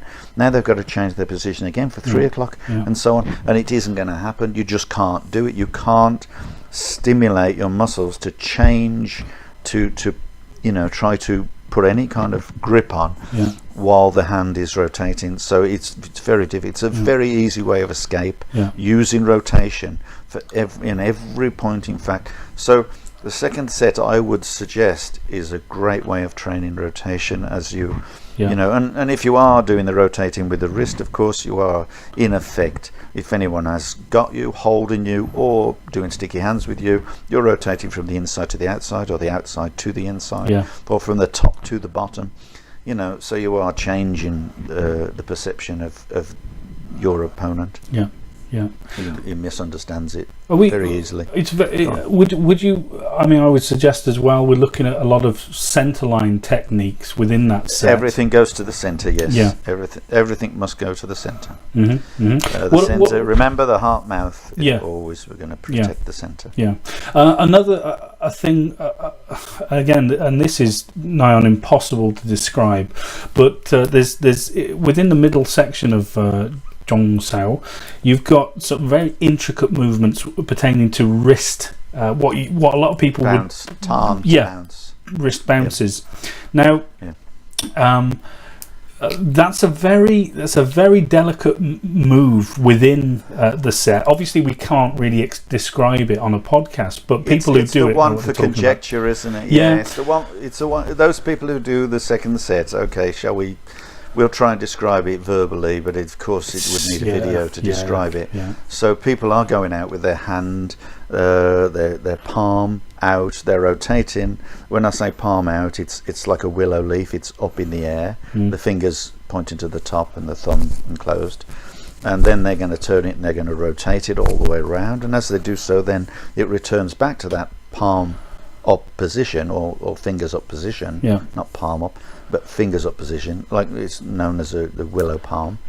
And as it withdraws, it bounces. So what people misunderstand, I think, my problem is with it, is they bounce it down, complete the bounce down, or it's not even a bounce, it's just a drop, and then they send the wrist out dead straight against a supposed target. Well, this secondary movement, this movement where the wrist is going out, has absolutely no striking value at all. So may I just stop you, because what you're saying is I want to try and describe it. So as you do the initial bounce down with the wrist, you imagine your wrist is now about belly button height, and what a lot of people will do then is they've completed the movement, as in the bounce, but then they will raise that arm with the wrist up to, let's say, head height again, and it's that face period, face height. It's that period between them stopping at belly button height after doing the movement and raising the arm. That's the point at which you're saying that's actually a useless move. Yeah, yes, but I obviously have to complete that explanation. Because people will say, well, what's it in the set for? Well, it is actually a useful move if you do it correctly, if you do it usefully. And the problem is that when you put out the wrist again straight, there's no way you're going to hit anyone like that, because if they turned, they would just bend your wrist, twist your wrist, or whatever.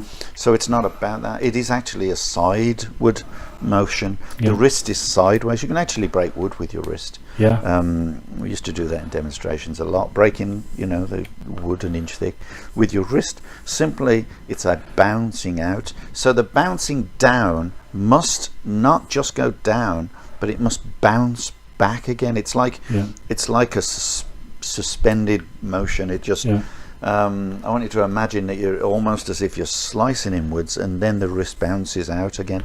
It's just a constant. It's the same movement, right? It's exactly the same movement, and not two separate movements. So you're bouncing down as if to escape someone's grab, as if to block someone's strike, immediately coming straight back up, and either hitting their arm muscle groups or their face or even their chest, but sideways. So if you perceive it as a forward strike, I mean, you're not going to hit them with your knuckles. No, you're not going to hit them with your fingers. You chop your fingers off. You can still do kung fu. The only thing you can't do is grab and finger strike. Yeah. So it's the wrist is the center point there. With regard to that movement, I mean, those people I appreciate who do Lau Gar know what we're talking about. It's repeated 3 times just because it is such a difficult move. Now, that's right. The reason it is a difficult that's move. That's the same with all sets. And you do see a lot of repetition in the sets. Great. If we're looking at the way, I mean, we can talk about the way we generate power with every single technique. But I remember you've always said to me that, listen, we're generating power in 3 ways if we're using a technique. Number 1, we've got linear force of our arm coming down. Number 2, we've got a rotational force. So you imagine if you're looking at the back of your hand now, everybody, and you just turn it round to your palm, that rotation, that's a form of energy. And finally, we've got what you deem as focal point energy. So if you bend your wrist and then just straighten it out, you can generate a little bit of power. So with basically, those 2 sets of energy are ending up, if you like, or I don't know the word, but they're accumulated to that. If you like, they're accumulated together but at that point. Yes. The point of impact, and depending on how big that point of impact is, will depend on how much penetration there is, fingers, or fist. The other thing, of course, I wanted to point out about the second set, that particular movement, that wrist movement, is to prove my point.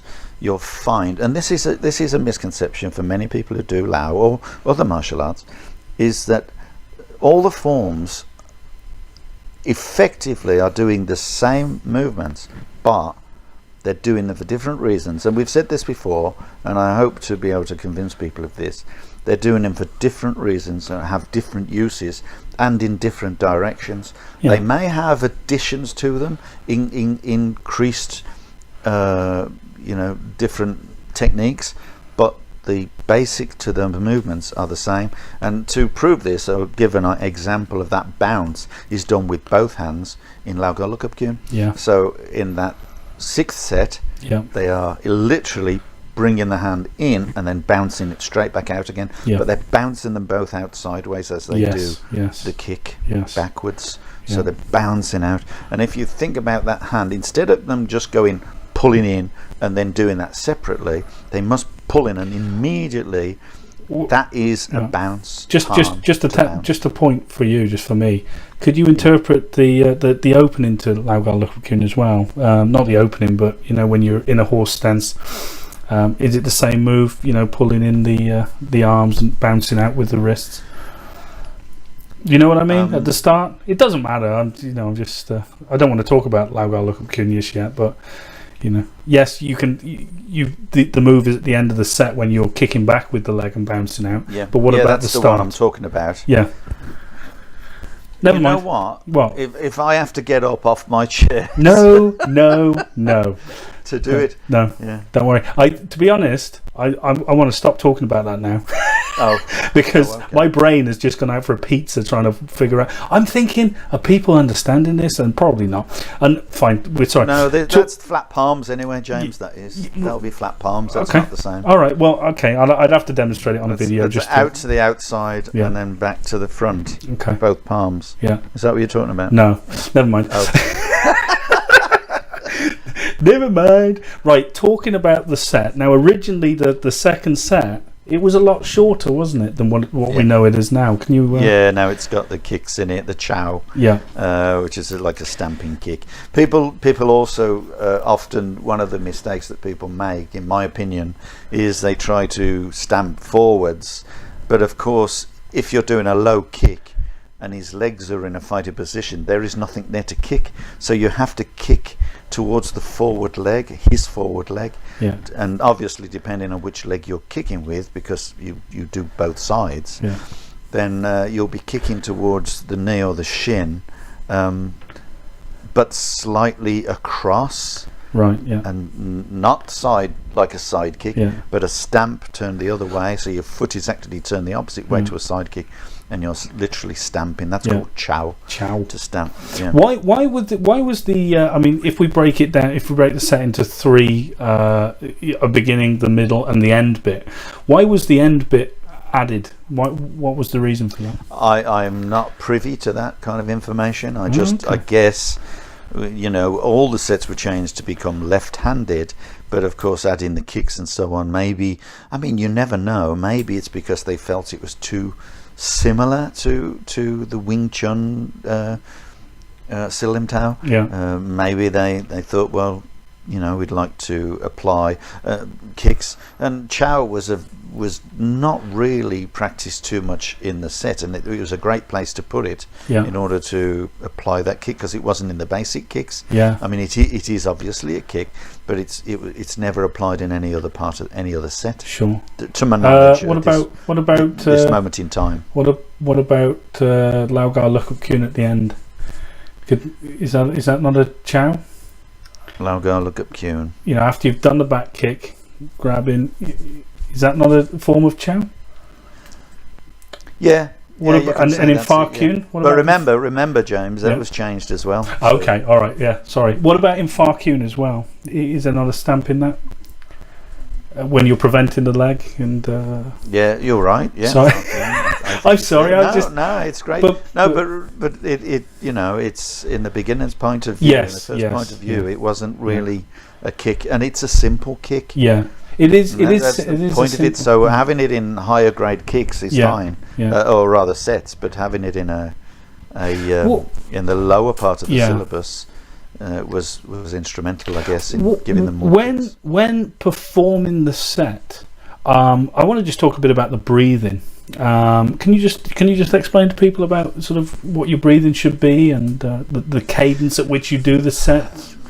Yeah, when you're doing the second set, the breathing has got to be the same speed. It's like Tai Chi, the same speed as the movement. So obviously you don't rush through the movement. You're trying to breathe it out, if you like. The technique is being breathed out, and then you're breathing in as you bring the hand in. Any inward movement tends to be an inward breath, and any extended movement tends to be a breath out.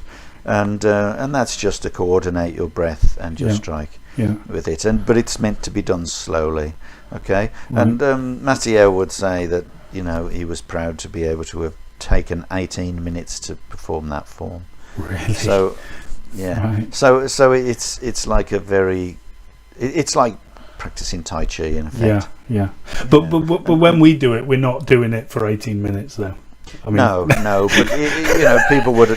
That's a hell of a long grading, isn't it? Yeah, people could argue. Yeah, Christ, people could argue that it's like a Qigong kind of exercise. You could apply it like in that kind of sense. But then you could do that to all sets. I mean, this is only conjecture. I don't, whether or not that's true is people can decide for themselves how they would like to perform it. Yeah. It's meant to be a slow-moving form. Anyway. Right, okay. Am I correct in saying the third part of it, the end with the kicks, is slightly increased pace? That's going to be faster. Yeah, that's going to be a pace. Yeah. Talk to me a bit about the stance in which you're in during this form, because it's quite upright and...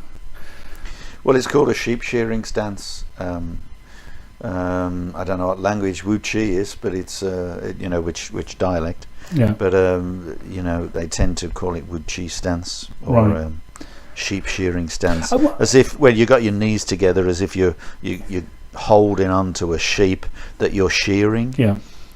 With snips. Yeah. So traditionally a farmer would hold the sheep down while he's cutting the fur, the wool.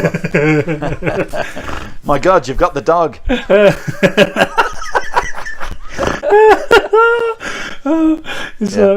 Funny. So that's with your toes turned in. I milked the cow. What do you mean? I got a bull. Oh, sorry. I was watching that film Kingpin the other day. Oh, never mind. So go on. Yeah, I was just saying. Well rehearsed, this is, isn't it? Yeah. I was just saying that when you turn your toes in, I mean, it's the same as Tai Chi. You're turning your toes inwards, and by doing so, you're collapsing into the set, into the stance, and it's a much more composed stance than if you were trying to maintain your legs or your feet out straight in front of you, which means now that you have to support your legs constantly, because if you relaxed, the legs would start to crumble, they'd start to collapse down. So by turning the toes in, you actually collapse inwards and anatomically become a bit like the Eiffel Tower. Right. Yeah. Shape of the Eiffel Tower. Yeah. So you're turning your stance in, and that supports the rest of your weight. So you can then concentrate on doing the form itself, the movements of the form. What a common mistake I see a lot of people do, and I only say this because one of my students was doing it. He leant forward too much on the end. So he's leaning forward too much, and you don't want to be leaning. No, and he doesn't do it now. It's just the problem he's got nerve damage, and so he was having to do it to self-correct. Obviously, you don't want to be leaning forward on it. No, you do. You need to be sunk. You need to give yourself to gravity totally dead straight. Yeah. Your hips are rotated forwards. Your toes are turned in. You're sinking. And very much like the beginning of the Tai Chi form, of Yang form, I have to say. A bit of a contentious thing with this as well. What's the height of the bong sao? It's basically you're slicing it inwards and rotating it, so it's going to be the normal position of your arm, like down towards the groin. Okay? So it's not. So your hands really are around your groin. It's a body protection, right? Not a groin protection. Yes, right. But it's rotating. I know that in Wing Chun they do higher. Yes, it's very, very much higher, isn't it? Yeah, we don't do high bong saos for the simple reason that it opens up your armpit. But with the caveat of if you want to do it, do it. Oh, of course, if you want to do it, you do whatever you want. But low bong saos tend to be the policy in our style, and the top half is protected by the other arm. Yes. So if you're basically closing up everything, and your one arm is going to protect top half. Also, a lot of times I see people do the second set, and what I want to talk about is the continuation of moves. Now, obviously, we start off with left side, and then you repeat the move on the right side. So, for example, if I'm doing that straight punch going out, as I withdraw that punch back to the heart mouth, I actually want it straight out. Yes, but as it's returning. Now that's the way I interpret it. Then I'm making it a useful.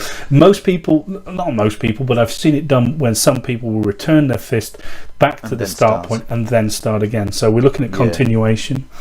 Yeah, well, as a beginner, that's probably the way that you would be taught. But as you develop, you realise that if you're doing a basic walk and punch, for instance, you never pull your arm back and then throw the next one out. So they are protecting each other, one protecting as it comes in and developing the energy for the next one. So as it's pulling in, it's the other one is being forced out. So it's when you're doing a basic punch, a basic walk and punch, in the same way as you're doing a standing exercise with jig choi, with straight punches, it should always be done together, and that way you're increasing the energy of the fist, and each time as you throw the punches out, each one is protecting the other. So it's a very important point. You don't want to be just it's like relaxed, and you don't want to be end up with one hand back, because by pulling back you're turning the spine, you're twisting the spine, and the energy comes from the spine, from your back, as your punch is coming from your back in effect, not from the fist. If you throw out the fist on its own, then all it is arm energy. It has nothing to do with your waist or your structure. Sure. That's why we do it together. Right. Eventually, as a beginner, you may well be taught in single movements, because it's easier to perceive. Sure. Yeah. Of course. Yeah. I think we should. I think we got to stop there, because the thing is with it, like we can touch on some stuff, but it's very expansive without the aid of a video medium to demonstrate stuff. It's hard, but I think what we've touched on there is just some of the what I think a lot of the common misinterpretations of it, or common ways of doing it. It's simply our opinion. Yeah, guys. 100%. People take it or leave it. They want to take it, understand it. Maybe they'll take another look at their set. And decide absolutely. for themselves whether or not that might help them. Let's hope. But if not, well, it's fine. Well, listen, I think we will have some videos out. Yeah. Of it anyway. 100%. We'll be doing 100%. some videos. But don't go on YouTube and look for John Sow, because bloody you won't find it, or you find people doing it, making a right hash of it. Which is a shame. Right. Just before we finish, I wanted to ask your opinion on something. Just before we go, because we've droned on for ages. I remember wooden dummies. We don't really use the wooden dummies a lot in Lau, and what I mean by that is some people do, right? Fine, but we don't have a form for a wooden dummy, for example, right?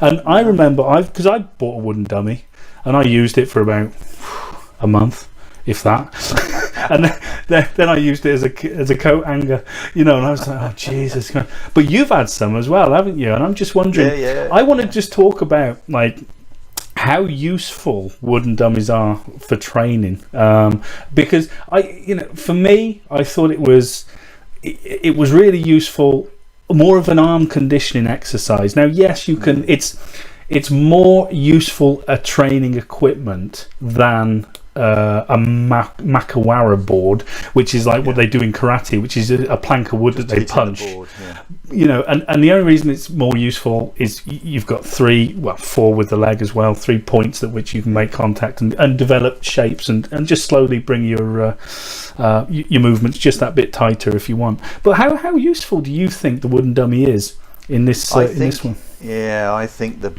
best use for the wooden dummy is in its you're forced to think about your front leg. So basically, moving from one side to the other when you're changing positions, placing your right foot forward, you will always learn to place it against your opponent's knee, because the knee or the base leg part of the wooden dummy represents obviously a leg, and so what you're doing basically is bringing your foot inwards, sweeping it inwards like an inner circle, and placing it against the knee, just like the walk as you continue to throw the punches, just like the black sash walk that we do, isn't it? The black Jigma what's it, Jigma Tansao, or Jomar Nokjun. Well, no, it's Jigma Tansao. Oh, is it? Oh, sorry, I always get my things mixed up. But essentially, you've got this an obstacle in your way. So, like you said, you're forced to be aware. Well, of it. you're preventing the person from kicking, and also like sticky hands, like Chisao, if you want. They're learning to place their foot in a position of domination, so that they can feel the person kick.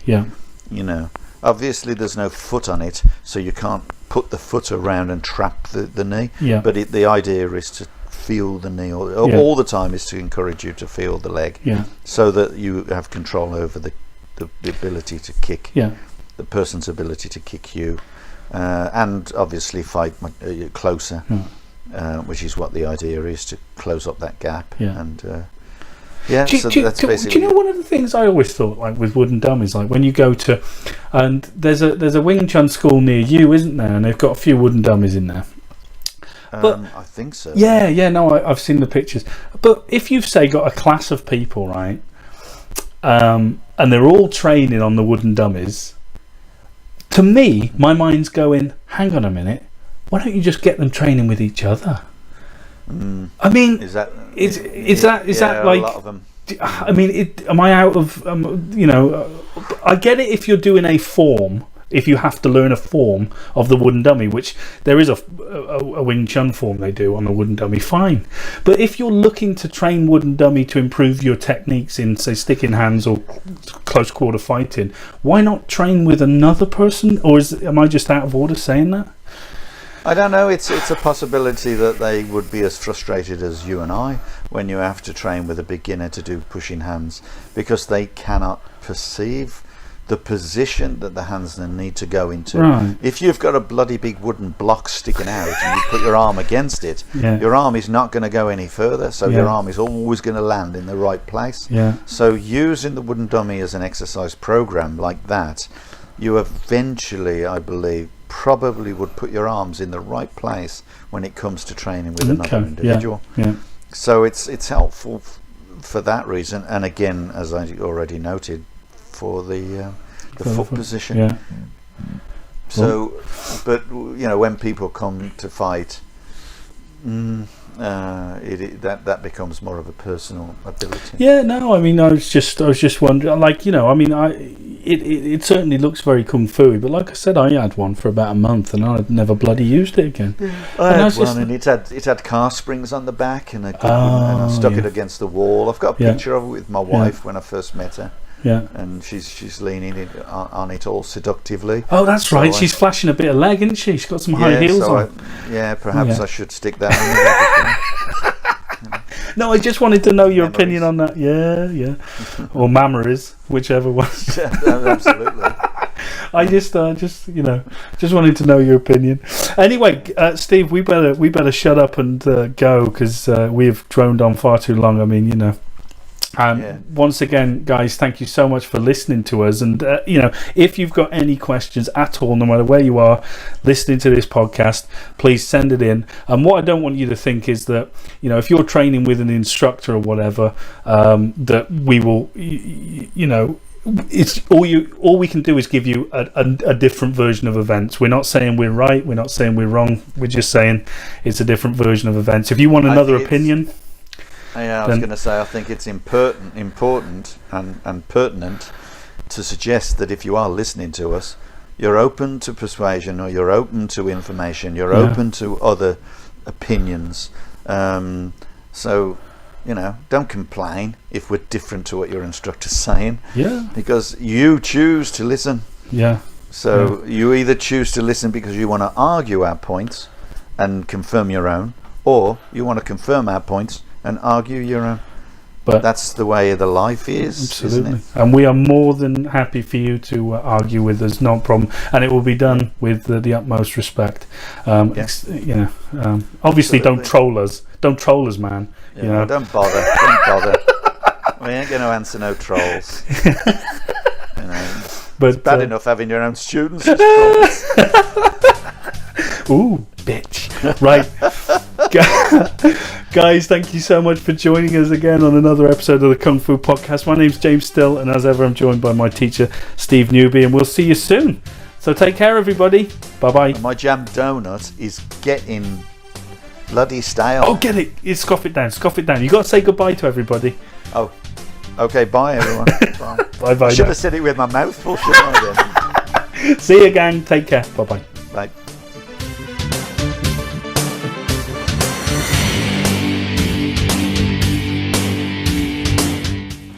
I kick your little Beijing ass right now, man. I ain't scared of you. I know you know that little tricky shit. Come on. Hi guys, thanks so much for joining us on the Kung Fu Podcast. If you like that and you want to find out more about us, you can head over to Facebook, Twitter, Instagram, or YouTube and find us under SJN Martial Arts. And also, guys, this podcast is available on Podbean and iTunes. So, until next time, take care of yourselves, and we'll see you again on the Kung Fu Podcast.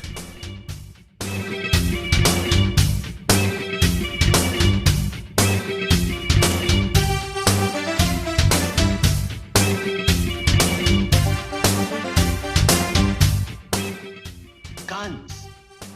Now, why doesn't somebody pull off 45 and bang, settle it? No guns.